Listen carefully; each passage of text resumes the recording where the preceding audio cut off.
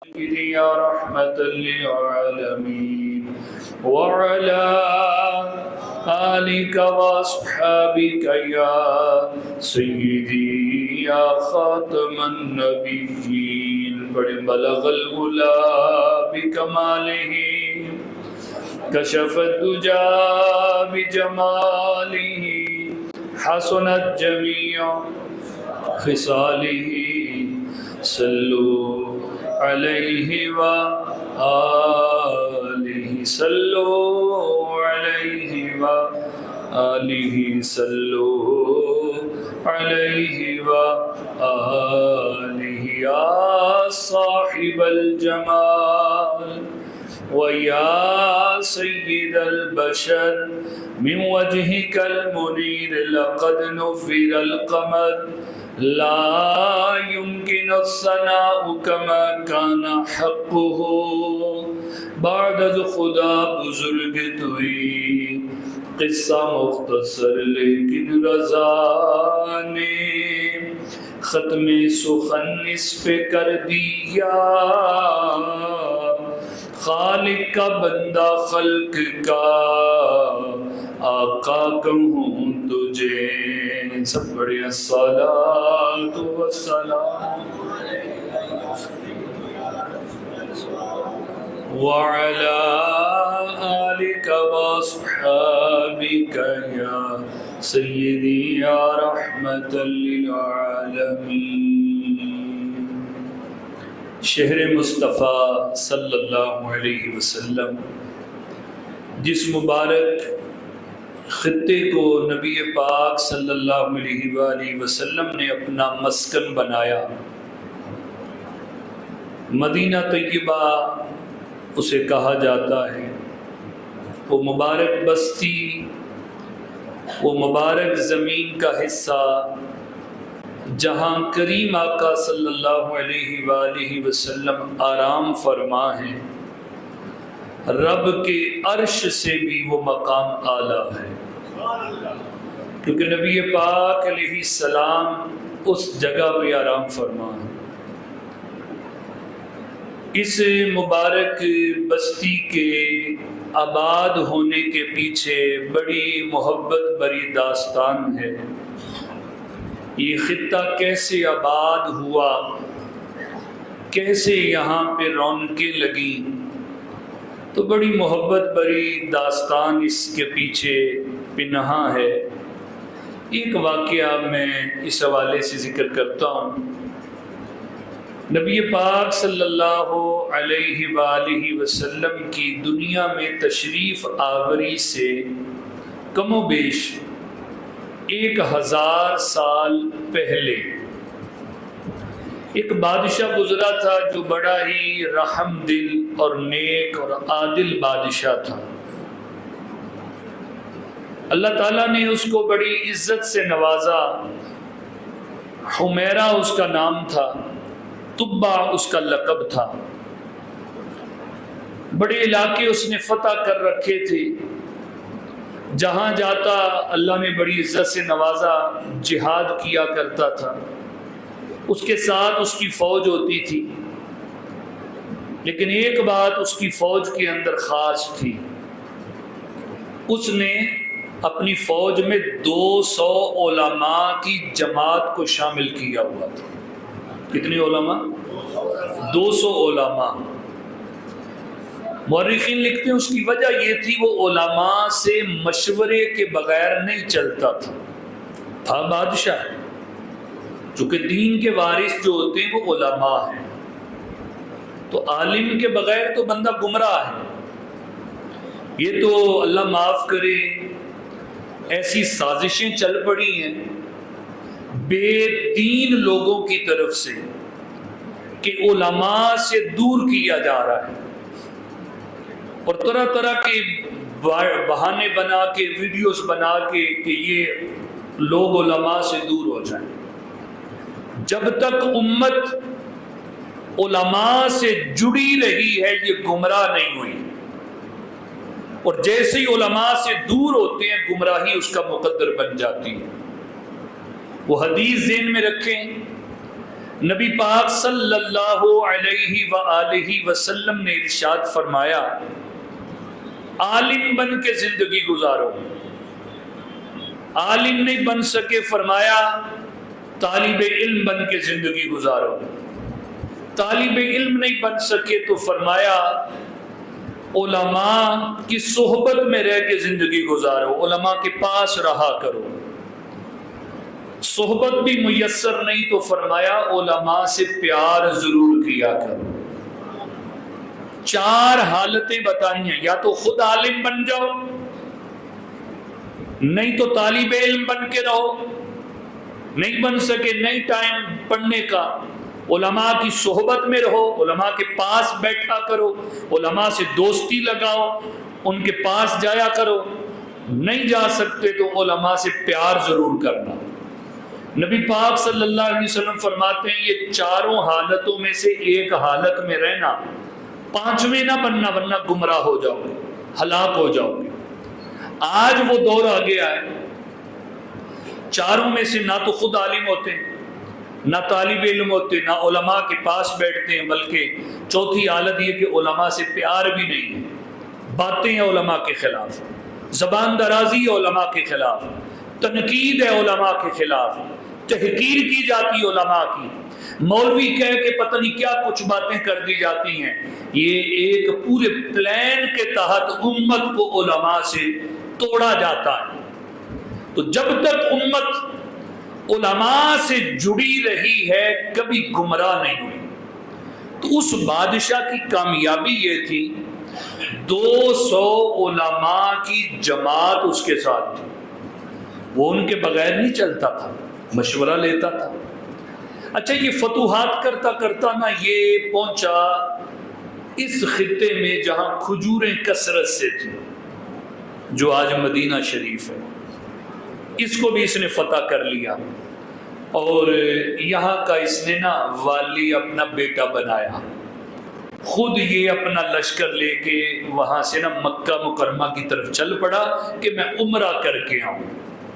یہ عمرہ کرنے چلا گیا، پچھلی امتوں میں بھی عمرے ہوتے تھے، تو عمرے کے لیے مکہ مکرمہ کی طرف چل پڑا۔ پیچھے جو قبیلے وہاں پہ رہتے تھے نا، انہوں نے موقع پا کے اس کے بیٹے کو قتل کر دیا، اس بادشاہ کے بیٹے کو قتل کر دیا۔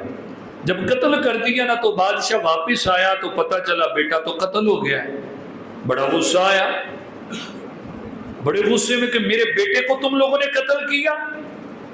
لشکر کو کہا تیاری کر لو بھئی، ایک اینٹ بھی ہم یہاں کی نہیں چھوڑیں گے، اس بستی کو صفحہ ہستی سے مٹا دیں گے۔ تو جب یہ ارادہ کیا نا، غصہ تھا ظاہر ہے، بیٹا قتل ہوا ہے، وہ بھی بادشاہ کا، تو علماء سامنے آ گئے۔ علماء کہنے لگے بادشاہ اپنے ارادے سے باز آ جا، تو کچھ بھی نہیں کر سکتا اس جگہ کا۔ بادشاہ کہنے لگا آج تک تم میرے سامنے نہیں آئے ہو، غصہ تھا میرا بیٹا انہوں نے قتل کیا ہے، تو میرے سامنے کیوں آئے ہو، مجھے کیوں روک رہے ہو؟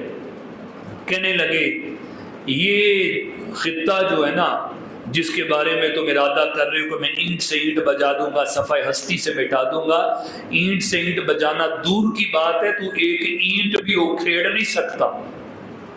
اس کی وجہ کہنے لگے کہ ہم نے جو نشانیاں پڑھ رکھی ہیں یہ وہ حصہ ہے، یہ کھجوروں والی وہ جگہ ہے جہاں اللہ کے آخری نبی یہاں اس حصے کو اپنا مسکن بنائے،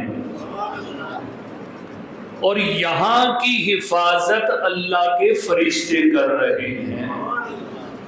جب یہ بات کہی نا تو بادشاہ اپنے ارادے سے باز آ گیا۔ اس نے کہا مجھے مشورہ دو میں کیا کروں؟ تو سب نے کہا کہ تو ایسا کر کہ اس شہر کے لیے جو کر سکتا ہے تو کر، لیکن ہمیں اجازت دے دے، ہم تیرے ساتھ نہیں جائیں گے، ہم یہیں پہ رہیں گے۔ وہ 200 علماء نے کہا ہمیں اجازت دے دے، ہم نے یہیں رہنا ہے۔ کیوں رہنا ہے بھئی؟ وہ ہو سکتا ہے ہماری زندگی میں اللہ کے آخری نبی تشریف لے آئیں تو ہماری ملاقات ہو جائے۔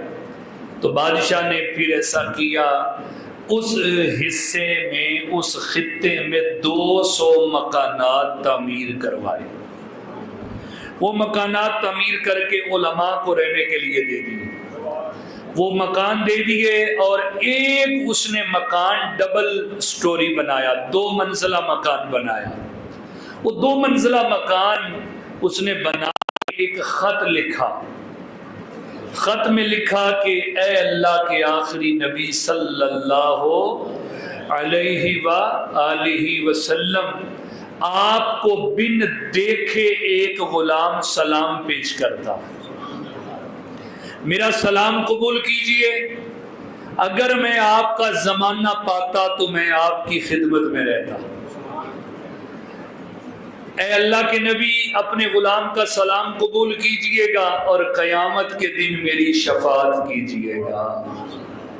یہ خط لکھا، مہر لگائی اور حوالے کر دیا، کہا کہ یہ میرا خط اور یہ 2 منزلہ مکان، اگر تمہاری زندگی کے اندر وہ اللہ کے آخری نبی تشریف لے آئے، یہ مکان انہیں رہنے کے لیے میری طرف سے پیش کر دینا، اور یہ میرا چھوٹا سا خط ان کی بارگاہ میں پیش کرنا۔ تو اگر تمہاری زندگی میں وہ تشریف نہ لائے، اپنی اولاد کو وصیت کرنی کہ ان کی زندگی میں آ جائیں تو وہ یہ مکان پیش کریں اور میرا خط پیش کریں، ان کی زندگی میں بھی اگر نہ آئے وہ اپنی اولاد کو وصیت کریں، یوں نسل در نسل وصیت کی جائے یہاں تک کہ یہ میرا سلام ان کی بارگاہ میں پہنچ جائے۔ احباب ذی وقار، کم و بیش اس واقعہ کو 1000 سال گزرا، زیادہ بھی کم و بیش کتنا گزرا؟ 1 سال نہیں، 1000 سال، 100 سال بھی نہیں، 10 صدیاں گزر گئی۔ 10 صدیاں کم و بیش گزرنے کے بعد مکہ مکرمہ میں آمنہ کے لال کی تشریف آوری ہوئی۔ حضور تشریف لائے دنیا میں، ہر طرف رونقیں، بہاریں آ گئیں، پھول کھلنا شروع ہو گئے، جہالت جانے لگی، ظلمت دور ہونے لگی، نور ہی نور آنا شروع ہو گیا۔ 40 سال کے بعد میرے نبی پاک صلی اللہ علیہ وسلم نے اعلان نبوت فرمایا، لوگ اسلام کی طرف آنے لگے۔ 13 سال مکے میں محنت کی، مشقت کی، اسلام کی دعوت پیش کی، کافروں کا ظلم و ستم سہا، تو اللہ نے حکم دیا ہجرت کر کے مدینے چلے جاؤ۔ میرے نبی پاک علیہ السلام نے حضرت صدیق اکبر کو ساتھ لیا، وہ غار ثور کا واقعہ پیش آیا، سفر کرتے کرتے نبی پاک علیہ السلام مدینہ شریف پہنچ گئے۔ بولیے سبحان اللہ۔ مدینہ شریف میں پہنچ گئے، کس جگہ پہنچے؟ آپ میں سے جو گئے ہیں وہ سمجھ جائیں گے، وہاں ہے قباء کی بستی۔ کون سی بستی بولو؟ قباء کی بستی بڑی ہی عشق و محبت کی بستی ہے، بڑے کیف و سرور والی بستی ہے۔ وہاں پہ جب بھی انسان جاتا ہے ایسا کیف اور سرور ملتا ہے۔ اس بستی میں سب سے پہلے نبی پاک وہاں پہ پہنچتے ہیں۔ تو نبی پاک علیہ السلام جب وہاں پہ پہنچے، حضرت کلثوم بن ہدم کے مکان کے اندر آپ نے قیام فرمایا۔ آج بھی ان کا وہ مکان، اس کے آثار موجود ہیں، وہ انہی کی نسل میں ان کے پاس چلتا آ رہا ہے۔ کلثوم بن ہدم صحابی رسول ہیں، ان کے گھر میں قیام کیا۔ تو نبی پاک علیہ السلام نے سب سے پہلے وہاں پہنچ کر ایک مسجد کی بنیاد رکھی جسے مسجد قباء کہتے ہیں۔ سبحان اللہ۔ کیا کہتے ہیں مسجدیں؟ شہر مصطفیٰ کا ذکر ہے، ذرا جاگ کے سنیں، بولے سبحان اللہ۔ تو مسجد کی بنیاد رکھی جس کا نام مسجد قباء۔ کریم آقا علیہ السلام نے فرمایا، جو اپنے گھر سے وضو کرے، اس مسجد میں آ کے 2 رکعت پڑھے، اللہ مقبول عمرے کا ثواب عطا فرمائے۔ قرآن پاک میں اللہ تعالیٰ نے سورہ توبہ کے اندر اس مسجد کی تعریف فرمائی، فرمایا یہ وہ مسجد ہے جس کی بنیاد تقوی پہ رکھی گئی، پرہیزگاری پہ رکھی گئی۔ اور اس سے یہ بھی پتہ چلا کہ مسجدیں تقوی اور پرہیزگاری کی بنیاد پہ بنائی جاتی ہیں۔ ان کی بنیاد تقوی پہ ہونی چاہیے، پرہیزگاری پہ ہونی چاہیے، اللہ کے لیے ہونی چاہیے۔ دو کی مسجد میں لڑائی ہو گئی، اللہ نے کچھ دیا تو جا کے اپنی 1.5 مرلے دی مسجد بنا لیندے ہیں، ٹھیک ہے نا۔ یہ بلال ٹاؤن چ نہیں ہوئے پالے پاسے ناراض ہو کے الی گلی چ بنا لئی، ایک ہی برادری ایک ہی مسلک کی مسجد ہے تو پالے پاسے ناراض ہوئے تو اولے پاسے اپنی مسجد بنا لی۔ لڑائیاں تے مسجداں نہیں بندیاں کہ میری انہاں نہیں بنی تو میں اپنی مسجد بنا لا، نہ، مسجد ہوتی اللہ کے لیے، مسجد کی بنیاد ہوتی تقوی پہ، مسجد کی بنیاد ہوتی پرہیزگاری پہ، اللہ کے لیے بنائی جاتی، اپنی خاندانی لڑائیوں پہ مسجدیں نہیں بنائی جاتی۔ تو اللہ نے قرآن میں تعریف فرمائی کہ یہ وہ مسجد ہے کہ جس کی بنیاد تقوی پر ہے، جس کی بنیاد پرہیزگاری پر ہے۔ فرمایا یہاں وہ بندے رہتے ہیں جو پاک رہنا بڑا پسند کرتے ہیں، پاکی کو بڑا پسند کرتے ہیں، اور اللہ پاک رہنے والوں سے محبت فرماتا ہے۔ اچھا، اس کی وجہ پتہ کیا ہے؟ وہ بندوں کی بھی تعریف کی اللہ نے سورہ توبہ میں کہ یہاں پہ رجال ہیں، بندے ہیں، وہ پاکی کو بڑا پسند کرتے ہیں۔ مفسرین نے لکھا پاکی پتہ کیا؟ دیکھیں آپ سارے بیٹھے ہیں، یہ واش روم تو اب بن گیا نا، پہلے تو کھیتاں جی جاندے ہوندے سی نا، استنجے واسطے کھیتاں جی چلے گئے، کوئی 30 سال پیچھے چلے جاؤ تو مٹی سے استنجا کیا جاتا تھا، مٹی کے ڈھیلے سے، چھوٹا پیشاب کرو یا بڑا پیشاب کرو تو مٹی سے صاف بندہ کر لیتا، تو دونوں مقام کو۔ اور یہ بھی مسئلہ ذہن میں رکھیں، اگر مٹی سے اگلا مقام پیشاب کر کے صاف کر لیا تو پاک ہو گیا بندہ، پانی سے دھونے کی ضرورت نہیں ہے۔ اسی طرح بڑا پیشاب کیا اور مٹی سے اچھی طرح نجاست اس نے مقام سے صاف کر لی تو اسے پانی سے دھونے کی حاجت ہے نہیں ہے، مٹی پاک کر دیتی ہے۔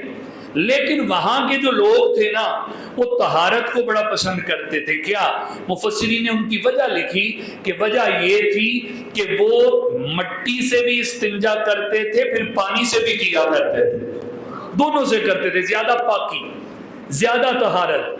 تو رب تعالیٰ نے فرمایا یہاں وہ بندے رہتے ہیں جو پاکی کو کیا کرتے ہیں؟ پسند کرتے ہیں، اور جو پاک رہنے والا ہے اللہ اس سے محبت کرتا ہے۔ پلیتی میں وقت نہ گزارا کریں، غسل فرض ہو جائے نا ایمی نہ ٹائم ضائع کریا کرو۔ شادی شدہ یا احتلام ہو جائے تو بندہ ناپاکی میں بیٹھا ہے، ناپاکی میں 4 گھنٹے، اتوار ہے تو بیٹھا ہی ہے کوئی نہیں، نہ میرے دوست، ناپاکی جب بھی ہو فوری غسل کرے، فوری غسل کرے۔ ایک تو یہ تمہاری صحت کے لیے اچھا ہے، شادی شدہ ہے، بیوی کے پاس سے آیا ہے، فوری غسل کر لیں تو تمہاری صحت کے لیے بھی اچھا ہے، اس میں حکمت ہے۔ اور ویسے غسل فرض ہو گیا ہے، یہ نہیں کہ ان 4 گھنٹے کوئی نہیں اتوار ہے تو میں پیارے نہ اٹھ کے 2 بجے 3 بجے زور 4 بجے تک پڑھ لیں گے، نہیں، فوری اپنے آپ کو پاک کرو، پاک وقت، اپنا وقت تمہارا پلیتی میں نہ گزرے۔ عورت کے لیے بھی ایسے ہی ہے، بے جان بوجھ کے اپنا وقت یوں نہ گزارے کہ پلیتی میں سارا کچھ کر رہے۔ وہ دن جو ہے وہ ایک علیحدہ چیز ہے، لیکن جان بوجھ کے اسی پلیتی کے اندر غسل فرض ہے، کھانا بھی پکائے، سارا کچھ کرے، تو مرد کو بھی عورت کو بھی دونوں کو حکم ہے اگر ناپاک ہو گیا ہے تو اب تاخیر نہ کرے۔ ایک وجہ سن لیں اس کی، ایک وجہ تو یہ ہے جس گھر میں جنبی ہوتا ہے اور کتا ہوتا ہے اور تصویر ہوتی ہے وہاں رحمت کا فرشتہ نہیں آتا۔ کتنی چیزیں ہوں تو رحمت کا فرشتہ نہیں آتا؟ 3، تصویر 1، نمبر 2 کتا، نمبر 3 جنبی ناپاک جس کے اوپر کیا فرض ہو؟ بولو نا، غسل فرض۔ جنبی جب تک غسل نہ کر لے تو اگر وہ جان بوجھ کے 4 گھنٹے اسی طرح ناپاک نہا بھی سکتا ہے، سستی ویسے ہی بس لیٹا ہوا ہے، تو اتنی دیر یہ بھی ذہن میں بٹھا لیں تیرے اس گھر میں رحمت کا فرشتہ نہیں آیا۔ ایک تو یہ وجہ ہو گئی رحمت کے فرشتے سے۔ دوسرا، جلدی پاکی کریں گے تو اللہ پاک رہنے والوں کو پسند فرماتا ہے، محبت کرتا ہے۔ دوسرا کیا ہو؟ کتا ہو جس گھر میں، تو کتے کے بارے میں بھی مسئلہ ذہن میں رکھیں۔ کتا ایک صورت میں رکھنے کی اجازت ہے، فقہا نے وہ لکھا کہ کتا اس لیے پالا کہ جانور رکھے ہوئے تو جانوروں کی حفاظت کے لیے اگر کتا رکھا گیا تو یہ کتا جانوروں کی حفاظت کے لیے، اس کے رکھنے میں کوئی حرج نہیں ہے، آپ رکھ سکتے ہیں۔ حویلی ہے، جانور جہاں باندھے ہیں تو وہاں ایک کتا بھی باندھ لیا، اس لیے باندھا ہے تاکہ وہ جانوروں کی کیا کرے، تو ایسا کتا پالنے میں رکھنے میں کوئی حرج نہیں ہے۔ لیکن آج کل شوقیہ کتے پالے جا رہے ہیں۔ کل موٹر سائیکل پہ جا رہا تھا میں، ادھر جا رہے تھے گاڑی پہ، تو موٹر سائیکل پہ نا دو بندوں نے، کل کی بات ہی ہے، تو موٹر سائیکل میں ایسے اٹھایا ہوا دو بندے بیٹھے ہوئے، میں نے کہا قربانی کے دن ہے بکرا لے کے جا رہے ہیں، لاگے آئے تو دیکھے کتا، میں کہا واہ رب دی تقسیم ہے، لوگ بکرے لے ہی پھرن دے قربانی دے دینا، یہ کتا چکیا ہے، اسی کتے نو کپڑے دے نال نہیں لگن دینے، حالانکہ کتے کا جسم ایسے مس ہو جائے ناپاک نہیں ہوتا، یہ مسئلہ میں نے بتایا، ہاں گیلا ہو نجاست لگی ہو، اور میں بکرا سمجھن دیا، ڈرائیور کہنا نہیں کتا لے کے جان رہا ہے، وہ موٹر سائیکلاں دے کتے اپنی جھولیاں چ بٹھائے، نصیب بات بیڈ تے اپنے نال بھی سلاندے ہیں۔ یقین کریں یہ کتے پالنے کا بڑا عجیب سا ماحول بن گیا، گھر میں رکھ رہے ہیں، جو انگریز کرتے ہیں انگریزوں کو دے کے ہم بھی شروع ہو گئے، پھر اس کی قسمیں بڑے بڑے، اور بغداد شریف سانا ایک بندہ چلا گیا، اسی زیارتاں کرن دے گڈی چ امام اعظم ابو حنیفہ رضی اللہ تعالیٰ عنہ کے مزار سے گزرے، کیا فلاں مزار آ رہا ہے، تو جیڑا جداں دی جنس ہوئے او دی سوچ ہوئے دی، ٹھیک ہے نا، الجنس یمیل الی جنسہ، جنس اپنی جنس کی طرف ہی مائل ہوتی ہے، وہ بندے دے جو اندر شوق ہوئے پاویں انہوں مکے مدینے لے جاؤ، وہ دی سوچ ادھر ہی ہونی ہے۔ وہ بندہ ساڑے نال ہے کسے گا ادھا دی طبیعت دا کتیاں نہ بڑا پیار سی، تے بس جان دے اسی امام اعظم ابو حنیفہ دے مزار چوں نکلیں، سلام کر کے ایڈی وڈی ہستی، بندہ ویسے ہی روحانیت ہوتی ہے، اور بس تری تے نال ہی مارکیٹ سی، اسی اپنا درود پڑھن دے ذکر کرن دے، وہ نال ہی اٹھ کے کھڑی گئی، او کتے کتے کتے کہنا شوفے، او فلانا کتا، مارکیٹ پوری سی، میں کہ واہ صدقے جاواں ہے، کتھے پھرن دے تے تیرے دین چوں کتے ہی نہیں نکلے۔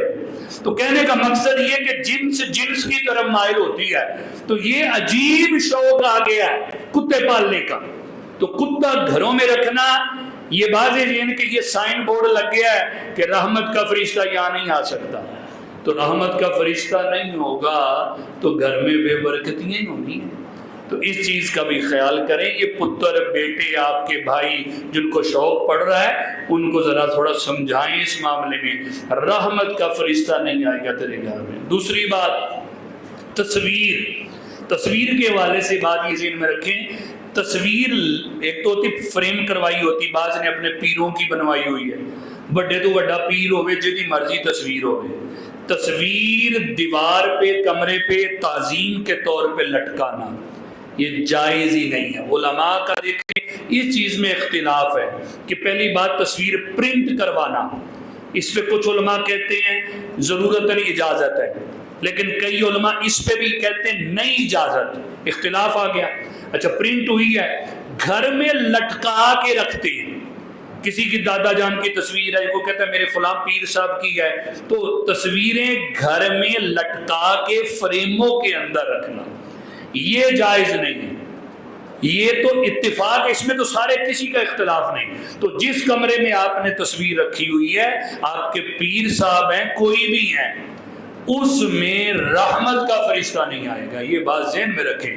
اسی اپنے اعتقاد جو نے پیران دی تصویر لگی رحمت ہی رحمت، کوئی رحمت نہیں ہے، یہ بات واضح، اس میں کسی علماء کا اختلاف نہیں ہے کہ جس گھر میں تصویر لگی ہوگی وہاں پہ رحمت کا فرشتہ بولو۔ تو یہ تو علاوہ جڑیاں بازاری تصویراں ملدیاں، ایک سینری ملدی ہوں تے کافی شعور آ گیا ہے، وہ سندری لگی ہوندی سی، ہوں تے ریڑیاں تے کئیاں لائی، وہ جی سارے داتا صاحب نے، سرکار غوث پاک نے، کلندر پاک ہے، بابا فرید الدین ہے، وہ سارے ولیاں کی تصویراں بنائیاں، ٹھیک ہے نا، وہ تصویریں کئیوں نے گھروں میں لگائیں، کئیوں نے ریڑیاں تے لائیاں، ان رحمت نہیں ہوندی، تصویراں نہ زحمت ہوندی ہے، تو تصویر بھی نہ گھر میں اس طرح لگائیں، کتا بھی گھر میں اس طرح نہ رکھیں، جہاں اجازت ہے وہ رکھیں، اور زیادہ دیر ناپاک بھی نہ رہیں۔ جنبی جو ہوتا ہے نا، جنبی ناپاک، بات میری وہاں سے چلی تھی، جنبی، تو جنبی جس گھر میں ہوتا ہے تو اس وقت تک جب تک وہ غسل نہ کر لے اللہ کی رحمت کا فرشتہ۔ اب قبا کے لوگ جو تھے ان کی اللہ نے تعریف کی ہے، کس وجہ سے کہ وہ لوگ پاک رہنے کو پسند کرتے تھے، اور رب نے فرمایا جو پاکی کو پسند کرتا ہے میں اس سے پسند کرتا ہوں۔ تو یہ قباء کی بستی میں میرے نبی پاک علیہ السلام نے سب سے پہلے کیا کیا، وہاں پہ مسجد کی بنیاد رکھی، 2 رکعت پڑھی تو فرمایا کتنا ثواب ملے گا، 1 عمرے کا ثواب ملے گا۔ اور اس کے بعد نبی پاک علیہ السلام کچھ دن رکے، تو رکنے کے بعد نا آپ پھر تیاری کی کہ اب تھوڑا آگے جائیں گے۔ کدھر جانا تھا؟ جہاں آج مسجد نبوی شریف ہے۔ تو حضور علیہ السلام ادھر کو چلنا تھا، آپ کی سواری لائی گئی اونٹنی، نبی پاک علیہ السلام اوپر سوار ہو گئے، تو اس کی نا مہار پکڑنے لگے، رسی، ظاہر جانور کی رسی پکڑ کے آگے لے کے چلا جاتا ہے۔ تو نبی پاک صلی اللہ علیہ وسلم نے فرمایا اس کی مہار چھوڑ دو، جس سواری پہ میں بیٹھا ہوں اس کی مہار کسی نے نہیں پکڑنی۔ اب اللہ کی قدرت دیکھیں، مالک کی مشیت دیکھیں، شہر مدینہ آباد ہونا تھا، مسجد نبوی کہاں بننی ہے اس کا انتخاب ہونا تھا، تو رب کی طرف سے تھا۔ تو اس سے ایک اشارہ یہ بھی ہے، یہ جو مسجدیں بنتی ہیں نا اللہ کے انتخاب سے بنتی ہیں، کہ بندے کا دخل نہیں ہوتا، جو حصہ اللہ کی بارگاہ میں قبول ہوتا ہے وہیں پہ بنتی ہے۔ ہمارے لیے یہ کہ ہم اس کی بنیاد تقویٰ پرہیزگاری پہ رکھیں تو ہمارے لیے ثواب ہوگا، اپنی میں پہ ہے، اپنی ذات کے لیے تو ثواب نہیں ہے۔ تو نبی پاک علیہ السلام سواری پہ بیٹھے، فرمایا مہار چھوڑ دو، رسی چھوڑ دو، میری اونٹنی کوئی بھی اسے پکڑ کے نہیں چلے گا، فَإِنَّهَا مَأْمُورَةٌ، اسے پتا ہے کہاں جانا۔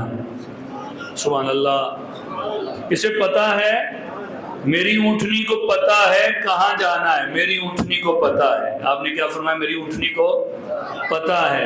آج کلمہ پڑھنے والے کہتے ہیں نبی نو نہیں پتا، محبوب فرما رہے میری اونٹنی نو بھی پتا ہے۔ حضور جس پہ بیٹھے وہ اونٹنی بھی جانتی ہے، تو نبی کے بارے میں اپنا اعتقاد رکھے۔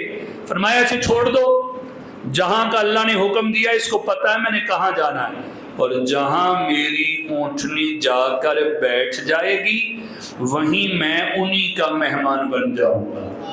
یہ طے ہو گیا۔ اب اونٹنی چلی تو منظر لائیں وہ 1000 سال پہلے کا، وہ 200 علماء جو 1000 سال پہلے آباد ہوئے تھے، ان کی اولادیں آباد تھیں، انتظار میں تھیں، ہر کوئی اپنی اولاد کو وصیت کرتا تھا اللہ کے آخری نبی آئیں گے، یہاں پہ اپنا مسکن بنائیں گے۔ وہ انتظار میں تھے، اتنا لمبا انتظار۔ اب اتنے انتظار کے بعد وہ گھڑی آ گئی کہ اللہ کے محبوب تشریف لے آئے۔ سبحان اللہ، حضور تشریف لے آئے ہیں۔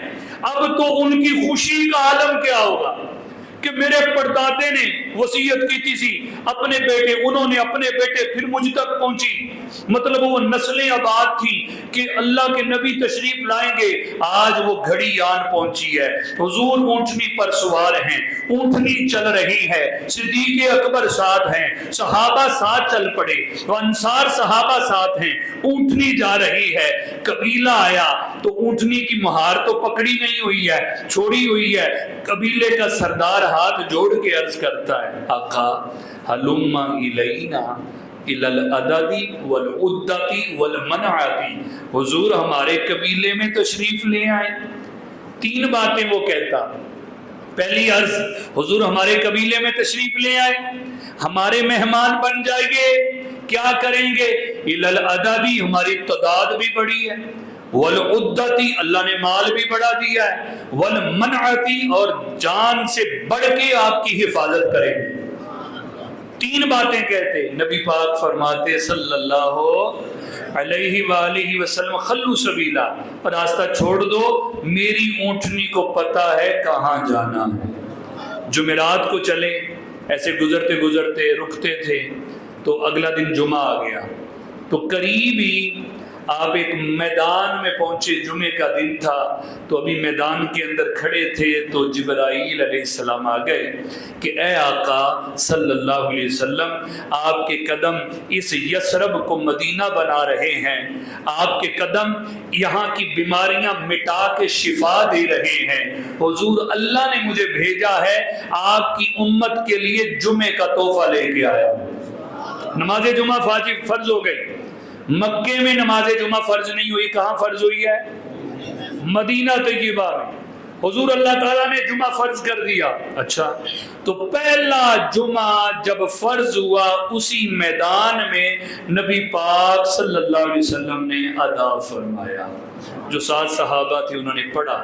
آج وہاں پہ آپ یہ جگہ ڈھونڈنا چاہیں تو جو پیدل راستہ آتا نا قبا, تو اس راستے سے جیسے ہی آپ چلیں گے نا قبا سے, تو پہلا اشارہ, روڈ ہے پورا, روڈ کے اوپر سے آپ نے گزرنا ہے, تو اشارہ لگا ہوا ہے, تو اشارے کے سیدھی طرف جب مسجد نبوی کی طرف آپ کا منہ ہو, قبا سے نکلیں تو سیدھی ہاتھ پہ ایک مسجد ہے, بالکل سفید رنگ اس پہ پینٹ ہوا ہے, کوئی دوسرا رنگ نہیں ہے, وائٹ کلر ہے, سفید رنگ کی مسجد ہے. اس مسجد کا نام مسجد جمعہ ہے.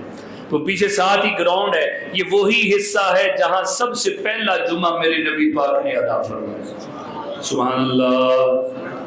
جمعہ ادا فرمایا. اب آگے چل پڑے.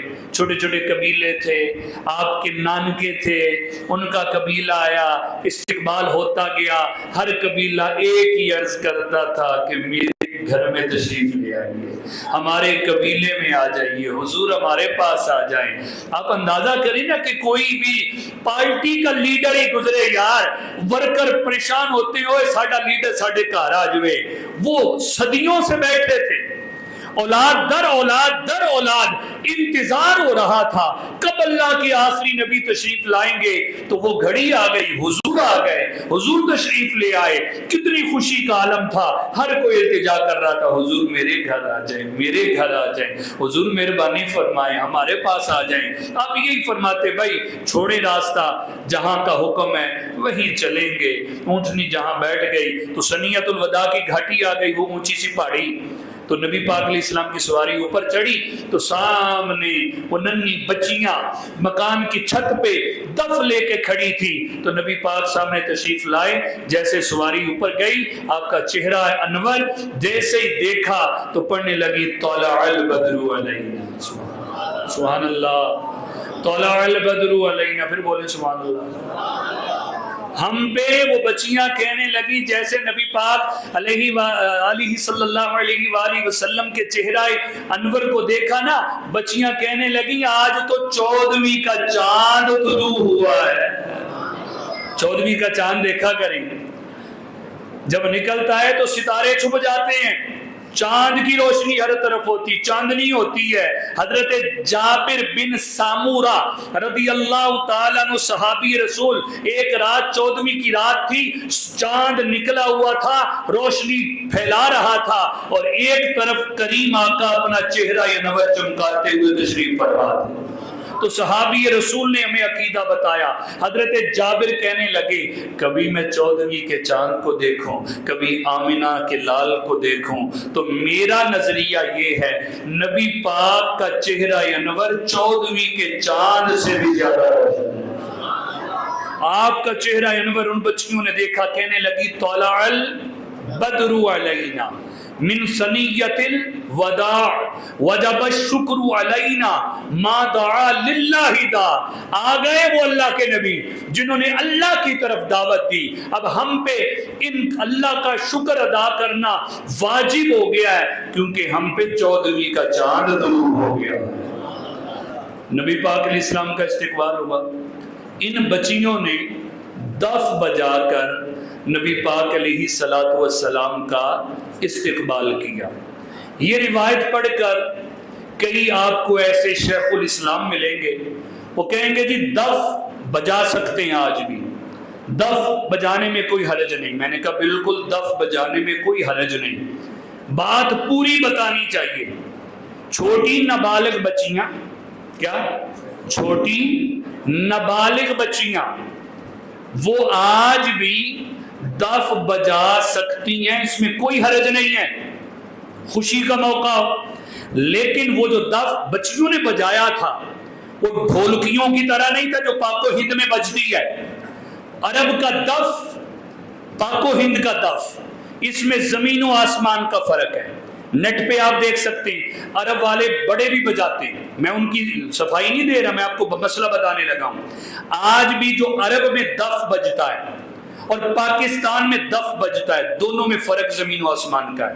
عرب میں دف بجتا ہے، میں عراق گیا ہوں وہاں پہ دیکھا ہے، دیگر ملکوں کے اندر، مدینہ منورہ کے اندر بھی یہ ایک ہاتھ ایسے مارتے ہیں وہ دف کے اوپر، ٹھیک ہے، ایک ہاتھ ایسے دف پہ مارتے اور پڑھتے طلع البدر علینا من ثنیات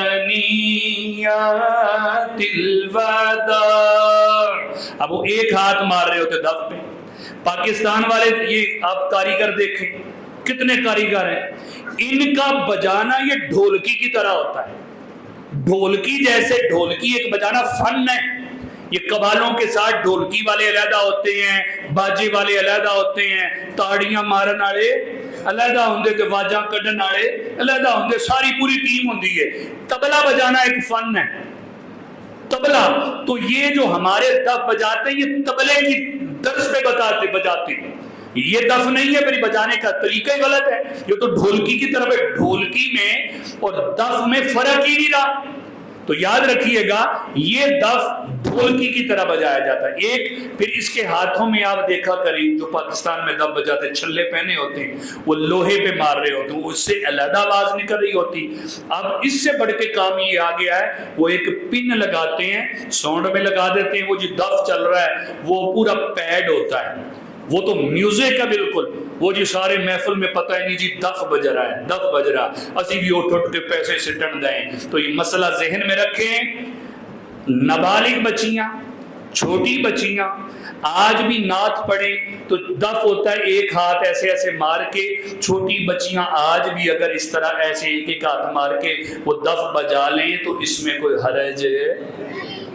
تے جڑے ہے نعت خانہ دے نال اے روفی صاحب، ٹھیک ہے نا، شہباز قمر فریدی صاحب، ٹھیک ہے نا، اے جنہوں نے پورے رکھے ہیں، یہ تو پوری ٹیماں، اے دف او دف نہیں جڑا مدینے چ بجیا سی، یہ بات ذہن میں رکھے۔ نعت خوانی کا وہی احترام ہونا چاہیے، ان دفوں پہ کوئی نعت پڑھنے کی اجازت نہیں ہے۔ کوئی بڑے تو بڑا مولوی کیوں کہہ دے، مولویوں کے کہنے سے دین نہیں بنتا، دین رسول اللہ کی شریعت کا نام۔ تو بچیوں نے بجایا تھا وہ اور چیز تھی، آج اسی طرح بجائے کوئی حرج نہیں، یہ ڈھولکی کی طرز پہ بجاتے ہیں۔ یہ اور پر محفل سما کریں وہ علیحدہ، اس کو پھر محفل نعت نہ کہیں، محفل سما کہیں، آپ کریں قوالی تو قوالی والے معاملات آپ کے ساتھ ہوں گے۔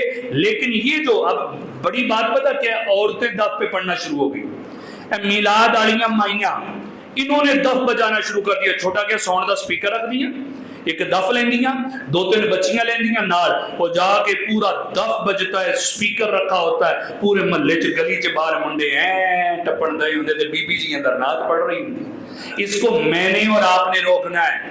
یہ جو میلاد والی مالی مائیاں آ گئی ہیں دف کے اوپر نعت پڑھتی ہیں، آپ نے اہتمام کیا اپنے والد صاحب کا ختم، آپ نے اہتمام کیا ہے جی بچے کی آمین ہے، آپ نے محفل رکھی ہے جی اللہ پاک نے گھر نیا دیا ہے، چلو محفل عورتوں کی کروا لیں، اتھے بلون لگے دیکھیا کرو، اے میلاد والیاں مائیاں سپیکر دف لے کے یہ دے نالوں اگلی گل دسا کی ہے۔ یہ آج کل انہوں نے نال ایک ادھا دا بھی بندہ رکھے ہوندہ کہ لائیو چلا رہے ہوتے فیس بک کے اوپر، یہ بیبیاں لائیو چلا رہی ہوتی، وہ پڑھن دے ہوندی نعت اور دف بجن دیا ہوندہ کہ بی بی صاحبہ نے انہا آٹا تھپیا ہوندہ کہ میک اپ وہ کر کے تو وہ فیس بک پہ لائیو بھی چل رہی ہے۔ اے کتھوں نے کی آ گئی، کوئی ثواب نہیں اس کا ملتا، یہ گھروں میں برکت نہیں آئے گی کہ بیبیاں لائیو بھی چلن دیاں، دف بھی بج رہا ہے، سپیکر بھی پورے محلے سے عورت کی آواز جا رہی ہے۔ اس کو میں نے اور آپ نے روکنا ہے، روکیں گے؟ اپنے گھروں میں کوئی ایسی محفل نہ ہونے دیں، منع کیا کریں۔ عورت کی آواز عورت ہے، عورت کی آواز غیر مرد تک نہیں جا سکتی، تو پورے محلے میں سنا رہی ہوں گی عورت، اس چیز کا کنٹرول کریں۔ تو دف چھوٹی بچی آج بھی بجائے تو کوئی حرج ہے، ان بچیوں نے بجایا اور پڑھا کیا تھا طلع البدر علینا من ثنیۃ وداع وجب الشکر علینا ما دعا للدا، تو انہوں نے وہ دف بجا کے ننھی بچیوں نے نبی پاک علیہ السلام کا استقبال کیا۔ آگے حدیث سنیے، بخاری مسلم میں یہ حدیث ہے، جیسے ہی وہاں سے حضور علیہ السلام آگے بڑھے تو آگے اب وہ جگہ آ گئی جہاں آج مسجد نبوی بنی ہوئی ہے۔ بولے سبحان اللہ۔ اللہ اس مسجد میں نماز پڑھنے کی سعادت عطا فرمائے، اللہ بار بار اس مسجد کی سعادتیں عطا فرمائے۔ کیا نورانی نظارے ہیں اس مسجد کے، کیا بیان کیا جا سکتا ہے، منظر ہو بیان کیسے، الفاظ نہیں ملتے۔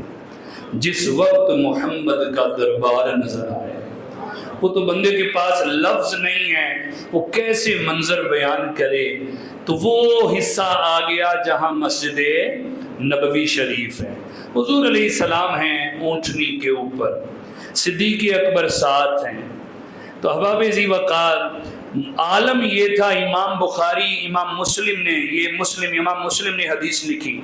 امام مسلم فرماتے ہیں صعد الرجال والصبیان، بچے مرد یہ درختوں پہ چڑھ گئے، مکانوں کی چھتوں پہ چڑھ گئے، عورتیں مرد گلی کوچوں میں نکل آئے۔ 1000 سال گزر چکا، نسلیں آباد تھی، انتظار تھا کب اللہ کے نبی تشریف لائیں گے۔ تو ایسا سما تھا، ایک ہی نعرہ اس وقت، مرد ہوں عورت ہوں بچے ہوں بوڑھے ہوں، ان کی زبان پہ تھا یا محمد یا رسول، یا محمد یا رسول۔ یہ جن کو یا سے تکلیف ہوتی ہے مسلم پڑھیں، سب صحابہ نعرے لگا رہے تھے یا محمد یا رسول، بولے یا محمد یا محمد یا رسول، یا محمد یا رسول، یہ نعرے لگ رہے تھے اس وقت۔ یہ مسلم کے اندر حدیث موجود ہے، مرد تھے عورتیں بچے، کیوں؟ نبی پاک تشریف لے آئے۔ اب حضور چل رہے ہیں، وہ کیسا منظر ہم تو تصور ہی کر سکتے ہیں۔ احباب ذی وقار، حضور علیہ السلام کی سواری چل رہی، لوگوں کے گھروں کے آگے سے کیسی دل کی حالتیں بدل رہی ہیں۔ مصطفیٰ تشریف لے آئے، حضور تشریف لے آئے، اللہ کے آخری نبی تشریف لے آئے، اللہ کے محبوب آ گئے، کاش ہمارے گھر میں آ جائیں، ہمارے گھر کے سامنے سواری رک جائے۔ دلوں کی حالتیں زیر و زبر ہو رہی تھی، کیا کیفیات تھی کہ حضور کہاں رکیں گے، سواری رکے گی تو ادھر ہی مہمان بنیں گے، جس گھر کے آگے سے گزرتے ان کی تو حالت عجیب ہوتی کہ کاش حضور کی سواری یہاں رک جائیں، حضور میرے مہمان بن جائیں۔ گزرتے گزرتے سواری چلی اور ایک مکان آیا، سواری اس کے سامنے جا کے خود بیٹھ جاتی ہے۔ سبحان اللہ، بابا سے بلند بولے سبحان اللہ۔ جہاں رکی وہ مکان میں جو ان علماء کی اولاد میں سے اس وقت تھے، وہ حضرت ابو ایوب انصاری تھے، میزبان مصطفیٰ صلی اللہ علیہ وسلم۔ حضرت ابو ایوب انصاری، آپ کا گھر تھا، وہ 2 منزلہ مکان تھا، ان کی آنکھوں میں آنسو آ گئے، یہ تو قسمت میری جاتی ہے۔ نبی پاک علیہ السلام تشریف لائے، 2 منزلہ تھا، تو نبی پاک علیہ السلام نے فرمایا میں نیچے والے حصے میں، عرض کی نہیں حضور، غلام اتے کیویں رہے گا، حضور تسی تھلے میں اتے چل جانا۔ تو نبی پاک علیہ السلام نے محبت دیکھی، فرمایا ٹھیک ہے۔ نبی پاک علیہ السلام اوپر تشریف لے گئے، تو آپ نیچے، تو لوگ ملنے آتے تھے، لوگ جب ملنے آتے تھے تو نبی پاک علیہ السلام نے فرمایا ابو ایوب تمہاری بات میں نے رکھ لی، اب بار بار اوپر آنا جانا تھوڑا لوگوں کو بھی تکلیف ہوتی ہے، اب میں نیچے آ جاتا ہوں، تم اوپر چلے جاؤ۔ تو پھر نبی پاک علیہ السلام نیچے تشریف لے آئے۔ اس طریقے سے پھر نبی پاک علیہ السلام نے نیچے والے حصے میں قیام کیا۔ جیسے قیام کیا تو وہ حضرت ابو ایوب انصاری وہی خط ایک صندوق میں سے نکال کے لائے، سبحان اللہ۔ اور شروع جڑا میں خط دسیا، وہ خط جدو لے کے آئے، اللہ پڑھیا نہیں نبی پاک علیہ السلام نے، سامنے نہیں آیا، وہ لے کے چلے ہیں۔ حضور کی زبان سے نکلا مرحبا بی اخی صالح، مرحبا بی اخی صالح، میرے نیک بھرا دا خط مرحبا، نیک بھائی کا خط مرحبا۔ حضور کو پہلے ہی پتا چل گیا کہ خط، کیونکہ حکمت ہی یہ تھی، اللہ کی مشیت ہی یہ تھی۔ وہ 2 منزلہ مکان اس نے حمیرہ نے بنایا تھا، اس بادشاہ نے اسی لیے بنایا تھا کہ جب اللہ کے آخری نبی آئے تو یہ مکان محبوب کو پیش کر دینا۔ تو حضرت ابو ایوب انصاری وہ خط لے کے آئے، فرمایا مرحبا۔ جیسے خط کھولا، میرے حضور پڑھتے گئے، آنکھوں سے آنسو جاری ہو گئے۔ آنکھوں میں آنسو تھے حضور کے، لکھا تھا اے آقا آپ کا بن دیکھا غلام جس نے آپ کو دیکھا نہیں ہے، حضور اس کا سلام قبول کیجئے، اگر میں آپ کا زمانہ پاتا آپ کے قدموں میں رہتا، حضور اس غلام کو بھولیے گا نہیں، حضور قیامت کے دن اس غلام کی شفاعت کیجئے گا، اور یہ نذرانہ مکان کا میری طرف سے قبول فرمائیں۔ یہ اصل دل دیکھا جاتا ہے، کتنی محبت سے اس بادشاہ نے مکان بنایا تھا، اور کتنا پہلے، 1000 سال پہلے، 10 صدیاں پہلے، 10 صدیاں پہلے وہ مکان بنا تھا۔ اب وہ نسل در نسل چلتا آیا، وہ خط بھی چلتا آیا، پتہ چلا خلوص ہو 10 صدیاں بھی گزر جائیں قبول ضرور ہوتا ہے، شرط خلوص ہے۔ ان بارگاہوں میں دل دیکھے جاتے ہیں، اللہ کی بارگاہ میں اور اللہ کے رسول کی بارگاہ میں کیا دیکھا جاتا ہے؟ بولو، دل دیکھا جاتا ہے کہ دل میں کیا، یہ معاملے ہی سارے دل کے ہیں، ٹھیک ہے نا؟ یہ دل دیکھو، یہاں 2 نمبری تو چلتی نہیں، آپس میں ملے ہم، وہ تو جب بھی اندر محل ہوندا ہی ہے نا، وہ تو جب بھی پالن ہے کی حال ہے، تو دل دے وچ اینی نفرت ہوندی ہے، گلے مل کے کبھی جدا ہوتے ہیں، اس کی بدخوئیاں کرنی شروع کر دیں، لے آیا سی بڑا، یہ ہمارے اندر، اس کو منافقت کہتے ہیں، یہ بچنا چاہیے اس چیز سے۔ یا تو کسی کو گلے نہ لگاؤ، اس کو بتا دو میں ناراض ہوں، سیدھی بات ہے، گلے بھی ملتے ہیں، وہ جاتا ہے تو پیچھے اس کی برائیاں بھی کرتے ہیں، یار یہی تو 2 نمبری ہے، یہ ہماری آپس میں ہوتی ہے، لیکن اللہ رسول کی بارگاہ میں 2 نمبری چل سکتی؟ وہاں بندے کو صاف ہونا ہے، بس تو دل صاف کر اپنا، اس راہ کے اندر اس کو پاک کر لے، اس کو، یہ جلوہ گاہ مصطفیٰ بن جائے گا، تو پاک تو کر اس کو، یہ اندر سے گندگیاں دور کر، یہ میل، یہ دنیا سب یہاں سے نکال، یہ دل ہاں ہونا تقوی، رسول مکرم علیہ السلام نے فرمایا یہاں تقوی ہوتا ہے، یہ پاک کرنا چاہیے، یہ اللہ رسول کی بارگاہ میں یہاں خلوص ہونا چاہیے۔ جب یہ پاک کر لیں گے نا تو پھر یہی جلوہ گاہ مصطفیٰ بنے گا، پھر ہی جلوے نصیب ہوں گے۔ یہ کیوں کہتے؟ ہم نے دنیا بھر رکھی ہے، ہم نے نفرتیں پال رکھی ہیں، ہم نے بغض رکھا ہے، کینہ رکھا ہے، حسد، یہ دل اس لیے نہیں ہے۔ نیازی صاحب نے تو یوں بتایا تھا کہ دل کس لیے ہے، قربان جائیے، دل یاد نہیں بڑا تعریف لئی زبان، دل یاد تھوڑے دلاں کی یاداں پاویں ہور پاسے، اصل مقصد یہ حقیقت ہے، بول لیں اگرچہ میرے بھی آپ کے دنیا بھری ہوگی، لیکن اصل مقصد یہ ہے، دل یاد لئی بڑھایا ہے تعریف لئی زبان، اکھیاں بنائیاں سونے دے دیدار واسطے، اکھیاں بنائیاں سونے دے دیدار، صدقہ نبی دی آل دا بخشے خدا شفا، صدقہ بیماروں کے لیے دعا مانگیے، میرے ماموں بھی ہاسپٹل میں ہیں، دیگر بیماروں کے لیے مانگیے، صدقہ نبی دی آل دا، صدقہ نبی دی آل دا بخشے خدا شفا، منگو دعا میرے جے بیمار واسطے، منگو دعا میرے جے بیمار یہ کتنے خلوص سے اس بادشاہ نے، حمیرہ نے وہ خط لکھا تھا، وہ مکان بنایا تھا۔ 10 صدیاں گزرنے کے بعد جب رسول اللہ علیہ السلام تشریف لائے، وہ خط پڑھا تو میرے حضور کی آنکھوں میں آنسو تھے۔ تو ان کی محبت کا اندازہ لگائیں کیسا قبول ہوا، حضور نے قبول بھی کیا۔ آج اس جگہ مسجد نبوی بنی ہوئی ہے، وہ مسجد میں شامل ہے۔ یہ جو ریاض الجنہ والا حصہ ہے نا، ریاض الجنہ والا، یہ وہ سارا وہی حصہ ہے۔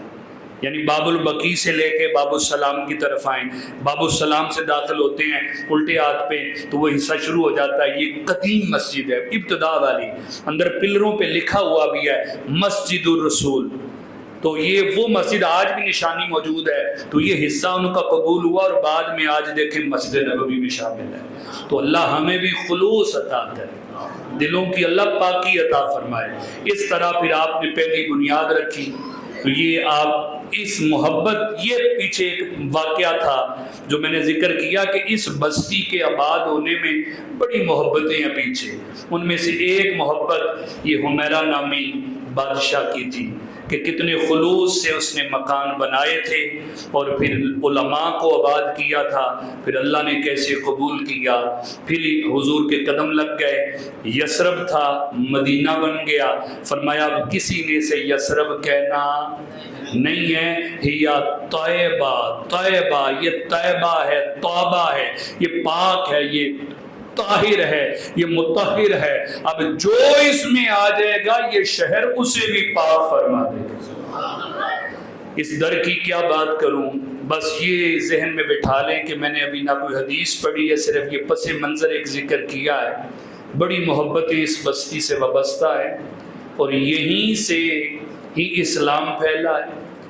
یہاں اب وہ زمین کا ٹکڑا ہے پوری کائنات کے اندر، وہ زمین کے ٹکڑے کی بات کر رہا ہوں، وہ زمین کا ٹکڑا ہے جو رب کے عرش سے بھی اعلیٰ ہے۔ سارے بولے اس پہ سبحان اللہ۔ وہ زمین کا حصہ جو اللہ کے عرش سے، کعبہ بھی، حتیم بھی، ملتزم بھی، صفا مروہ بھی، یہ منی عرفات، سارے عرش سے بھی وہ حصہ اعلیٰ ہے۔ کون سا وہ ٹکڑا؟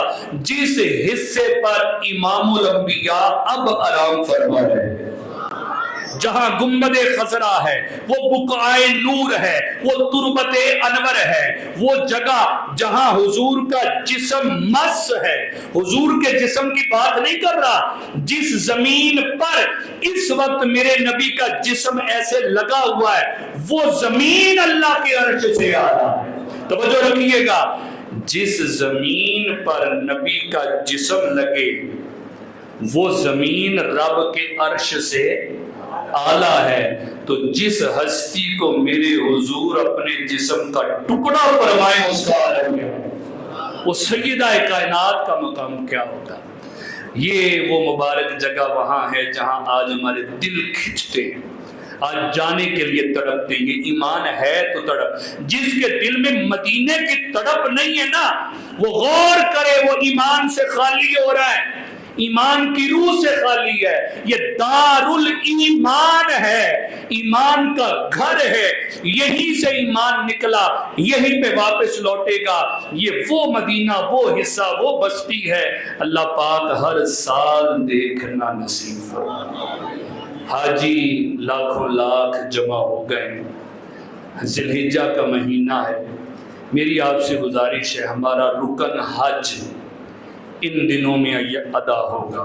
3 دن بڑے برکت والے، اور تینوں دن ہمیں خطبہ نصیب ہو رہا ہے۔ بولے سبحان اللہ، اور تسی بولیا کرو سبحان اللہ۔ یہ پتنی سیاسی لوگ ڈر جاندے 2 خطبے نہ جمع ہو جان، انہوں نے فکر پہنی پتنی ساڑی کایا نہ پلٹ جائے۔ یہ برکت ہوتی ہے، 3 خطبے 3 دن آ رہے ہیں۔ جمعرات کو حج کا خطبہ سنا بھی کریں، لائیو چلتا ہے، بڑا برکت والا دن ہوتا ہے حج کا خطبہ۔ 9 کو حج کا، جمعے کا، ہفتے والے دن عید کا، 3 خطبے 3 دنوں میں نصیب ہو رہے ہیں، بڑے ہی برکت والے دن ہیں۔ یہ جو دن چل رہے ہیں نا، ایک دن کا روزہ 1 سال کے روزوں کے برابر ثواب۔ 17-18 گھنٹے کا روزہ ہوں تو رمضان والے تو ٹھنڈے نانگے، چلو 1-2 بھی رکھ کے دیکھ لئیے، کوئی مشکل نہیں ہے۔ کوئی مشکل نہیں ہے. یقین کریں ویسے اسی سنیا نہیں کہ روزہ رکھ کے کسی کا انتقال ہویا. ساڈی مسیح کوئی دا اعلان نہیں ہویا. جدوں دا میں آیا 2005 تو آیا 20 سال ہو گئے ہیں, کوئی ہویا اپنی مسیح اعلان اداں دا کہ فلاں بندے نے روزہ رکھیا جی انتقال ہو گیا دا جنازہ اتنے بجے. تے ایک تو قسمت والا ہی ہوئے گا جہاں روزہ رکھ کے انتقال ہو جائے. اللہ مینوں نصیب فرمائے. یہ روزے دے جانا برکت ہی برکت ہے, کوئی مشکل نہیں. 17-18 گھنٹے ثواب بڑا ہے. کوشش کر کے 3 روزے رکھیں اور ایک 9 کا ضرور رکھیں. 9 ذی الحجہ ہمارے بن رہی ہے جمعے کے دن. ہمارے کس دن ہے؟ اگلا جمعہ. کوشش کریں منڈی پہلے ہو آؤ, جانور پہلے لے آؤ, کوئی نہیں تو کوئی مشکل نہیں ہے. روزہ ضرور کوشش کر کے 3 روزے رکھیں اور ان راتوں میں کوئی نفل ضرور پڑھیں. اٹھ کے صبح تہجد پڑھ لیں, کوئی رات کو 2 نفل پڑھ لیں. پتہ فرمایا ان راتوں میں قیام کرنا لیلۃ القدر کے قیام کے برابر ثواب ہے. رمضان جو کتنا جاؤ لیلۃ القدر مل جائے تو ان ہر رات میں, یہ جو پہلی 10 راتیں بڑی برکت والی ہیں, ایک کم اور کرنا ہے. اپنے گھر, اپنی دکان, اپنے موبائل کوئی گناہ دا کم نہ ہوئے. اے دن احترام ہے کہ یہ حج کے دن ہے, نہ گانے نہ چلن. اپنی نظر کو بھی ذرا پاک رکھیں. میوزک نہ چلے, دکان تے بھی نہیں کہ گانے لگے یا فلاں لگے یا گھر چ بھی ہیں فلم ڈرامے. حج کے دن ہے, بچوں کو بتائیں پتر حج ہو رہا ہے, یہ حرمت والا مہینہ ہے. یہ حج دیکھو بیٹا حاجی پہنچ گئے ہیں, بچوں کو تشویق شوق دلائیں. پتر اے مہینے چ حج ہوندا ہے, اس طرح ہوندے ہیں, ٹی وی لا کے لائیو چل رہا ہے, وہ بتائیں تاکہ ڈرامے فلمیں دیکھنے کے یہ دن نہیں ہے. تسبیح کریں, درود پڑھیں, تلبیہ پڑھیں. حاجیوں کی زبان پہ کیا آج کر لبیک اللہم لبیک لا شریک لک لبیک ان الحمد لک والملک لا شریک. بڑا لطف صدا میں, بڑا لطف ہے. یقین کریں اللہ میں دعا دیتا ہوں اللہ آپ کو اسی سال نصیب کرے. وہ کعبے کی فضائیں, وہ مکے کی فضائیں بندہ پڑھ رہا ہو, ذرا پڑھیں لبیک اللہم لبیک لا شریک لک لبیک ان الحمد والنعمت لک والملک لا شریک لک لبیک اللہم لبیک لبیک لا شریک لک ان الحمد والنعمت فضا میں لبیک کی صدائیں زی فرش تا عرش گونجتی ہیں. ہر ایک قربان ہو رہا